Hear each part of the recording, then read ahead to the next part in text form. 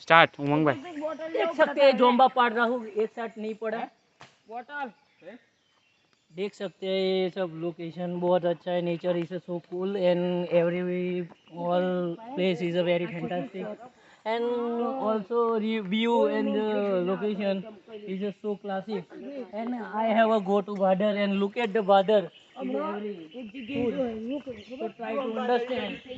We have all people and going to Badar and also remember I want. लेकिन मुझे आप बताओ कि झरमे माता का रहस्य क्या है? रहस्य नहीं है, पानी वाला है। पानी बहुत आता है इसमें, पानी की कमी नहीं है, जितना चाहे पी सकते हो।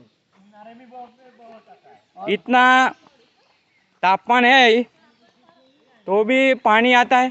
अरे फुली तापमान में पानी आता है, 50 डिग्री में भी पानी आएगा, बाष्पीभवन नहीं होगा। ऐसा है उसका ना? लिमिट अलग ही है। दुकाळ पड़ता है तो भी? अरे जबरा दुकाळ भी नहीं पड़ता इधर, तो ऐसा लीला छम रहता है। ऐसा है ना? पानी की कमी नहीं है, गमे तारे पानी पी सको तो।